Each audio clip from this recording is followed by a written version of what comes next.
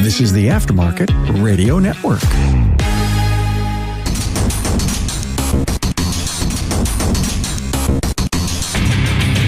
Welcome, everyone, to yet another episode of Diagnosing the Aftermarket A to Z. I'm Matt Fonslow, and the life of everyone on board depends on just one thing. Finding someone back there who can not only fly this plane, but who didn't have fish for dinner. That and more after a word from our sponsor, NAPA Autotech Training. So, are you looking for the right training provider that offers cutting-edge courses to hone your automotive skills? Well, let NAPA Autotech take you to the next level. Go to napaautotech.com for more details about classes near you. Well, we're starting to get to the end of March, and I don't know. I feel like it may be almost remiss to not at least wrap in a little bit or tie in March Madness. And if you're not familiar with that term, it has to do with the NCAA, or college, if you will, sports men's tournament, Division I. I guess the reason I bring it up is we might be able to learn a little bit of something from Duke University, and not so much this year, but a ways back. I'm talking about the shot. Well, some of you from probably the Illinois area are very confused, because in your mind, there might be two the shots, both of them taken by Michael Jordan, one against the Cleveland Cavaliers, right in Craig Elo's face, and the other one after pushing off Brian Russell of the Utah Jazz. Yeah, he pushed off. Come on, still a heck of a shot, but it's not the shot. Neither one of those is the shot. The shot I'm talking about is the one that we're going to see, or have been seeing, depending on when you're listening to this. And if you are, I guess, watching network television where they are playing collegiate basketball games, or I guess cable now too, or any of your streaming services, you're going to see this over and over and over and over, and rightfully so. In 1992, you had two real powerhouse programs that are fairly powerhouse still. At least one of them is Duke University and the Kentucky Wildcats. Really, Duke has a coach, Mike Krzyzewski, and his background is really the military. He served in the U.S. Army, and he went to West Point. He's had a lot of leadership training. And if you're just watching games, a lot of times you don't get to see that or see evidence of it. I mean, yes, they win, but come on, there's a lot of coaches who won or helped their teams win, coach teams that won lots and lots of games and championships, and they don't have a military background. They don't have a quote unquote leadership background. But in this case, Mike Krzyzewski does, or Coach K. His background being from the military and the West Point, leadership is very, very important to him. Proper leadership. And I guess, I don't know how much time to spend setting this all up, but you have the Duke Blue Devils, who 99% of the nation hates because they're viewed as being very well-to-do, blue bloods, successful. They weren't really all that successful until Krzyzewski starts coaching them. And even at that, I think his first 4 or 5 years, they were looking to fire him. But he builds a program. And you have a particular player, Christian Laettner, who sparks disdain in virtually anybody who watches him play. Not because he's really dirty, but he's labeled, right? Just a well-to-do white guy, good looking, plays basketball for this team. It's kind of snobbish, just has this air of snobbery about him because he just exudes confidence. You also have somebody who could have probably been one of the greatest to ever play the game. I guess, honestly, he is one of the greatest to ever play in the grand scheme of things, but I'm talking about somebody that would have been mentioned in the same breath as Michael Jordan, LeBron James, Kobe Bryant, Hakeem Olajuwon, Tim Duncan, if we want to keep going. Grant Hill, very much the gentleman, sophisticated, excellent player. And you have them going up against a Kentucky team that had just been rebuilding after some allegations, where they're paying players and whatever. And they have a coach, Rick Pitino, who has coached many squads to championships, to the deep into the playoffs or tournament, if you will. This game was hyped. I mean, hyped as going to be maybe the greatest game to ever be played. And I'm not really exaggerating. That was the level of hype coming. It was destined to not live up to expectations. Honestly, it didn't live up to expectations because it exceeded them. This was a back and forth game. And it came down to an overtime. So they're in overtime. And I think there's 6 seconds left. And a player, last name Woods, for Kentucky, hits a crazy one-hand floater off the backboard over Christian Laettner. Christian Laettner's, 6'10". I don't know if he's 6'11". He's trying not to foul, so he's not like super aggressive trying to block the shot, but he's still outstretched hands, jumping up. There ain't nothing to shoot over. Woods hits the shot. It does not look like it's going in. It goes in, banks it in. The crowd goes crazy. Both with celebration. Somebody's going to beat Duke. And also, oh my God, somebody's going to beat Duke. And this is where this leadership thing comes in. This is what I find really interesting. This is not what you're going to get just watching the game or clips of the game. This is where that behind the scenes stuff is just, God darn it. I don't know about worth its weight in gold, but there's so much to be taken away from that. So much. So you have 11 players. And if it matters, basketball teams typically have 12. I think they're limited to 12 players, active players. You have 11 players who think they just lost the game for Duke, that the game is over. There's 2.1 seconds left. One player is walking back to the bench for the timeout, and he's like, okay, coach is going to drop a terrific play, and we're going to win. That player is Christian Laettner. Everybody else is positive the game's over. Coach K would tell you, in all honesty, he thought the game was over, that they had just lost. And they were really picked to win. I think they won the year before. They won the championship. And now they had brought back, I think, everybody. So they were kind of expected to win again, really feeling that pressure.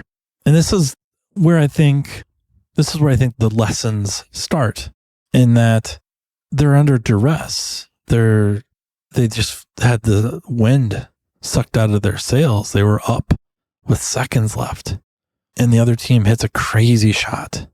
Now they're down 1 with a little over 2 seconds left, and they have to go the length of the floor. This isn't like the professional game where you call timeout and then you get to take the ball out at half court.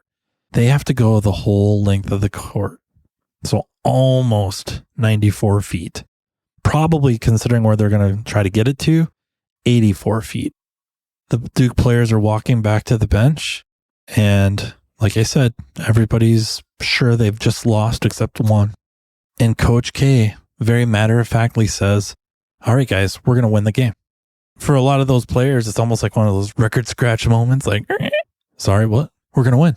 And then, instead of telling people what to do, I suppose there's some psychology going on here. And I don't know if he's doing this purposely.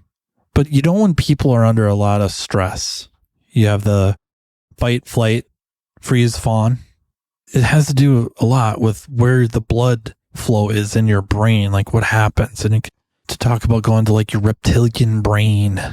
And sometimes when you're dealing with somebody that's clearly suffering from that, you say something absurd or off the wall or totally not fit for the moment. And I don't necessarily mean like lewd, just it doesn't fit. Just randomly blurting out pink flamingos will force the blood back to other parts of the brain. And I think by saying, first of all right, guys, we're going to win this game. Then instead of like taking the leadership role and controlling, taking the helm, taking the reins, he turns to Grant Hill. Maybe the best athlete on the team. I don't think maybe. He is absolutely the best athlete in that building, probably, but at least on that court, for sure. Grant, do you think you can make a full court length pass? And Grant's now forced to answer, like think about it and go, yeah, I can do that, coach. Christian Leitner, can you make the shot? And Christian, interestingly enough, responds, if Grant makes a good pass, I'll catch it. That's what he guarantees. That's an interesting move. But notice Coach K isn't telling people what to do. He's not drawing this up saying, all right, Grant, you're going to throw the ball here. Christian, you're going to catch it here. He's asking them, do you think you could do this? Do you think you can do that? Forcing them to think, forcing them to maybe forget about the actual situation and just break it down to this one thing. Can I do this one job? Can I do this? And then Christian Leitner unwittingly taking pressure off of himself. This is somebody that's really at no loss of confidence. Interestingly enough, somebody described him, and I kind of like this, is Christian won't choke. He may miss the shot, but he won't choke. That's an interesting thought, right? Because I think with 2.1 seconds left, if he shoots the shot and misses it, somebody might say he choked. Not stepping up and getting off a good shot, that would be choking. Missing a shot, I mean, most people are athletes at that level. They're shooting in that 40 to 50% range. Unless we're going out into 3-point land, past the arc there, and then it drops high 30s, low 40s. But they draw up the play where Christian's going to catch this near the key, we'd say kind of a little past the free throw line towards the 3-point or towards center courts, but he's close to the free throw line. And he's a pretty good target, 6'10". And interestingly enough, Kentucky, Rick Pitino's, it's a logical instruction. Don't foul. Don't stop the clock. Because think about this for a little bit. And I know this is basketball strategy. I'm sorry. Automotive podcast talking about basketball strategy. But the reality is Kentucky has a lot of defenders. And I don't mean just the 5 players on the floor. They also have all of the out of bounds lines and the clock. The clock is a major, major defender in this. It's going to create tension and make people move faster than they want to move, right? Panic. NAPA Autotech training sessions are being conducted day and night in a town near you. This training caters to every level within your organization, be it a mechanical assistant, a mechanical specialist, a technology specialist, or a driver safety calibration specialist. Imagine a one-stop shop training partner in NAPA Autotech that will lead your team to a path to greatness. Autotech's entry-level Build-A-Tech classes convert the untapped potential of your new hires into money-making mechanical specialists. Autotech's higher-level tech update classes introduce specialists to the world of ever-changing technologies, which prevents your shop from getting technologically stagnant. Remember, if you're not moving forward, you're falling behind. And, turning to the front of the store, the Autotech Service Advisor class is an awesome way to hone your client advocate skill set, ultimately benefiting the customer through an improved vehicle repair experience. But it doesn't stop there. Imagine an electric vehicle class that takes your specialist well past the mundane, yet necessary safety topics. Well, it's here. Autotech's EV Ready training is a week-long curriculum that takes participants through a hands-on experience involving hybrids and electric vehicles. The session kicks off with the use of PPE and proper tooling while touching on required OSHA regulations. Then, the students dive into the lab vehicles to gain knowledge of the common high-voltage components on EV and hybrid vehicles and their function. Attendees will be taken on a path exposing them to different electric vehicle manufacturers to compare component form and location. Additionally, information about Level 1 and Level 2 charging systems will be included, along with a quick look at DC to DC charging. The operation and maintenance of subsystems are explored, including the different modes of Tesla operations, and so much more. So what are you waiting for? Commit to taking your business to the next level with NAPA Autotech training. So, the play is drawn up. Grant is going to throw this about the length of the floor. Christian's going to catch it and try to get off a good shot. Kentucky is going to try not to foul. And that's really, really important. I think nowadays it's played differently because of this. People have learned from this. All right, they get the ball. timer starts, if you will, where the official is going to give them about 5 seconds to throw that ball from out of bounds. Grant wings it to about the free throw line, so roughly 84 feet, and really probably even closer to 80 feet. And Christian catches it with 2 people on him. He has 2 seconds, and he has the presence, the tempo or internal timer to actually take a dribble. Maybe unwittingly, is genius because it lets him get his feet under him, and it allows, really, it kind of throws the defense off, right? Because it kind of gives him a little bit of a move and then turns around, and the ball leaves his fingers, I think, at about 0.2 seconds, and he hits it. So, yeah, thanks for listening. I think it's worth delving into, though, how the coach handled that and how does that translate to the shop. And I think the coach or / the leaders have to have a certain confidence about their people, about the business, about the shop. And I'm not talking about delusional. Like, there's nothing delusional with Coach K saying, we're going to win this game. Because another little tidbit, up to that point, Christian Laettner was 19 for 19, meaning he had hit 9 jump shots, or shots, some of them dunks, layups. I don't know if he had a 3-pointer, to be quite honest, but he had hit 9 field goals and he had hit 10 free throws. He did not miss. He was 19 for 19. Sorry, Bulls fans. He hit the real shot, the shot, to become 20 for 20, or at least 10 for 10 on field goals. It was not unreasonable. It was not crazy talk to say, we're going to win this game. And putting everybody at ease with that confidence. And then not directing people what to do, but asking them kind of, do you think you could do this?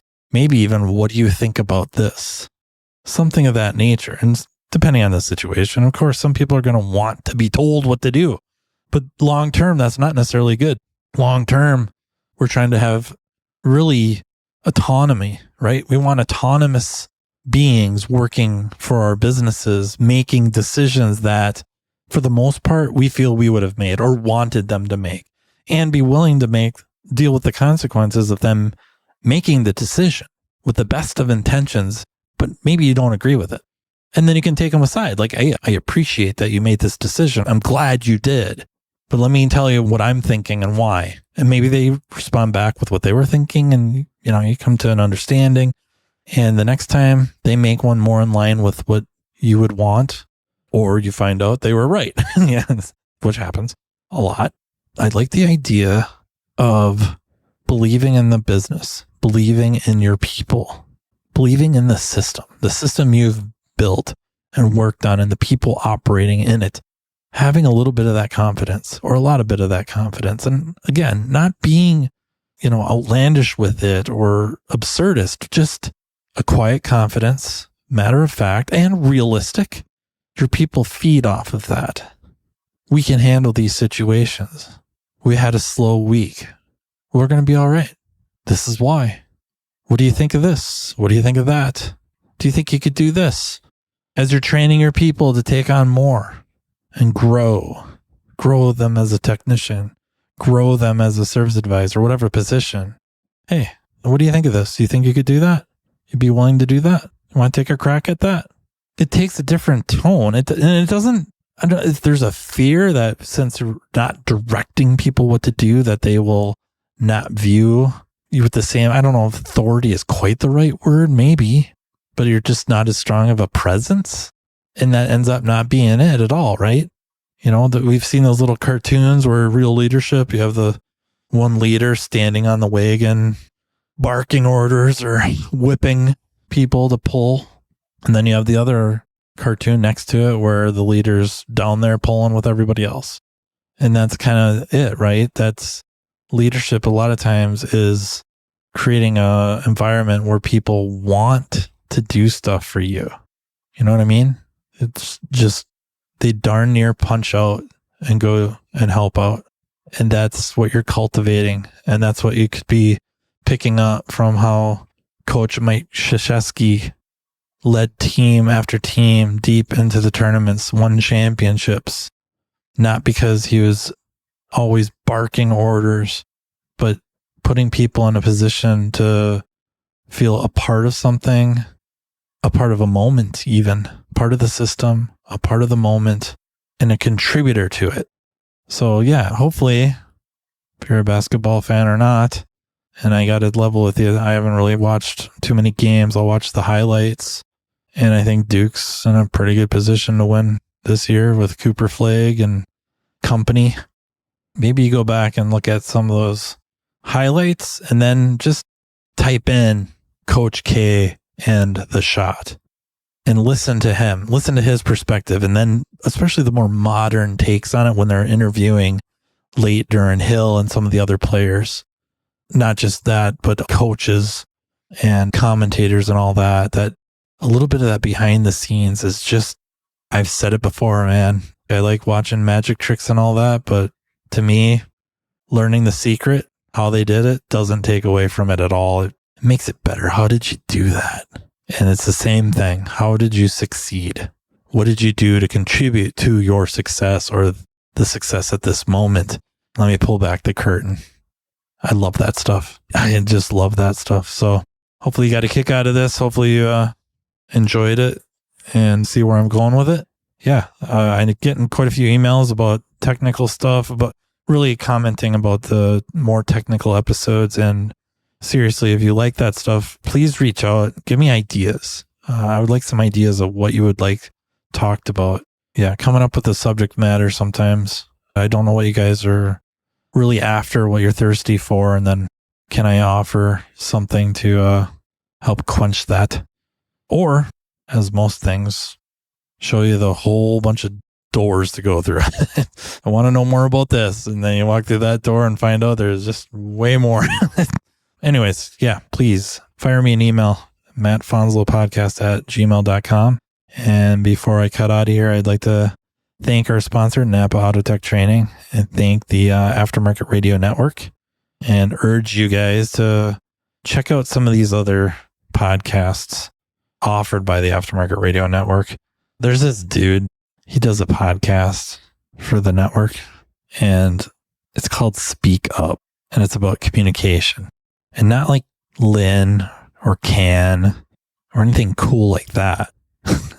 It's about actually communicating. And I gotta admit, it's really good. He's good. Definitely check that out. And if you haven't been listening to any of Hunt Demarest's Business by the Numbers, you don't need to be the business owner or manager to listen to some of those episodes, if not all of them. Hunt does a really, really good job of explaining stuff that just from a text point of view helps understand a lot of the, I guess, how the sausage is made. It really does. It really helps out. And you find that, no pun intended, but you become a better communicator. So yeah, Craig, if you're listening, just make a lot of references to Hunt. It takes care of itself. And then we also have the Weekly Blitz with Chris Cotton and Auto Repair Marketing Podcast with Brian and Kim Walker. You'll never guess what that one's about, but Chris Cotton's is also to do with really marketing and shop management. It's some really good stuff. Both of them, all of them are really good. So when you're finding you may not have any more podcasts to listen to, or you're wondering what to listen to next, drop in on one of theirs and see what you think. That's it. That's what I got. Until next time, take care.